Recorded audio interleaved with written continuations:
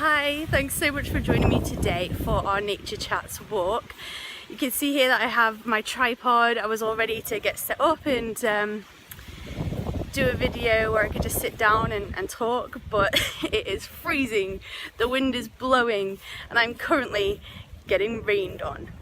So I thought we'd just do it this way, just with me holding the phone. So the topic for this week's Nature Chats, I hope you can hear me, is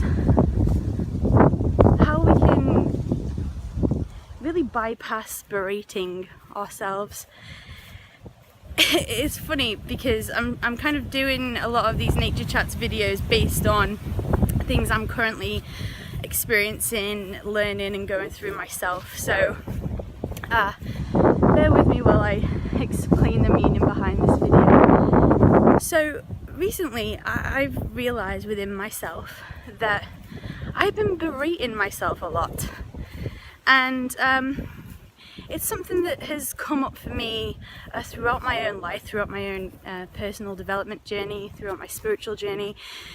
Not a constant, but it does come up now and again. And so what I've been trying to do is really kind of peel back those layers and figure out not so much where it comes from, although that could be a really healing thing to do, but to deal with it better and to give myself more self-love and talk to myself in a more productive and positive way. And so I'm doing this video today so that we can all kind of maybe share through our own learning and realise that we're not alone in this idea of berating ourselves. I'll tell you a quick story. When I was at university, I was 18, and it was a couple of weeks into my learning, and I had written my first assignment, and I was in the corridor and my tutor said to me, "Alyssa, I really need to speak to you about your assignment. Can you come to my office after lunch and we can talk about it?" Immediately my heart sank to this place of fear, of dread. I had all these thoughts: I didn't do it well enough, I didn't do it right, I shouldn't be at university, you know, what's somebody like me doing at university? I grew up on a council estate. You know, I started having all of these thoughts and fears and feelings, and they just kind of poured into my mind and poured into my being and really started to stress me out. So I go to meet the tutor after lunch. I sit down, breathless, shaking, and the tutor says to me, "I just want to congratulate you on this assignment that you've written. You've used your initiative, you've done a lot of research, even though we haven't really taught you how to get in touch with other professors from other universities, and I'd used journals and all this different type of stuff." And she really congratulated me, and then at the end of the conversation she said, "But are you dyslexic?" And she just said it to the point, and I said, "I don't know." And she said, "Well, I think maybe you should just get tested for dyslexia, just to see, really." She said, "Because it does pop up a little bit in your work, nothing to worry about, just thought I should mention it." So I did get tested, and I discovered when I was at university that I was dyslexic. And what was kind of funny about this story, not so much the ending, which was, you know, a happy ending in a way, but I'm going back to the beginning where I felt so incensed and automatically went into berate myself mode, I'm not good enough mode, what mistake did I make mode, the fear and the dread and the wrath of my tutor mode. And this is something that has cropped up for me throughout my life and still does. And so this Nature Chats video today is about, okay, how can we, and if you know, any of you are feeling the same way, I think a lot of us can fall into berating ourselves. What can we do to change that? Well, yes, we could go back to where it stems from, and often, like a lot of things in our lives, it does go back to our childhoods. However, I also think that there are perhaps ways we can navigate through that, you know, on a more on an easier level, in a way. Somebody mentioned to me this week about using affirmations for a different topic, and I personally use affirmations for success, for personal growth. Are we still on? Okay, we're still on. You know, but I never thought of using them for this thing that I do, which is to berate myself, put myself down.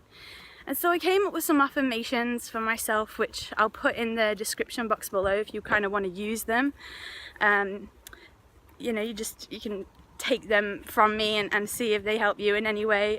But they have been helping me to actually navigate through that. A lot of the time when we feel berated within ourselves, we can feel like we are under attack.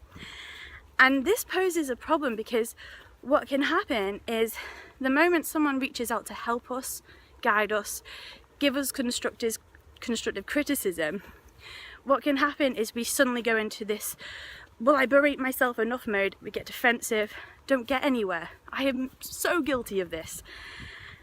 And this isn't, you know, I say in a lot of these videos, it's not about passing judgment on myself or anybody else, but it's not helpful, because when we are in that mode of berating ourselves so much, we really close ourselves off to outside help in a lot of ways, because we feel almost like we have to take on the weight of the world on our shoulders, on our own, do everything ourselves, and kind of become our own army, and we shut ourselves out from anybody else getting in.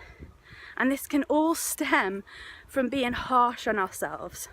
This can all stem from being so self-critical of ourselves that any other outside help we perceive as a criticism, and it blows up. You know, my tutor saying to me, Alyssa, I want to speak to you about your work. I automatically presumed it was a criticism. That's why I felt so defensive. That's why I felt so scared and sick about going to this meeting. If I hadn't been so focused on berating myself, I may have been open to the possibility that this could have been a meeting about someone telling me my work was good. But that thought never crossed my mind at the time. And it's something that, like I say, I'm still working on. So this is just kind of more of a vlog style nature chats, just to open up a little bit about what I'm working on my personal journey. And I know that other people may be working through this too, figuring out ways to not be so hard on ourselves, not berate ourselves, not be so self-critical, because like we said, when we do that, we shut ourselves off from outside help, from outside assistance, from outside advice and guidance that could be really invaluable to us.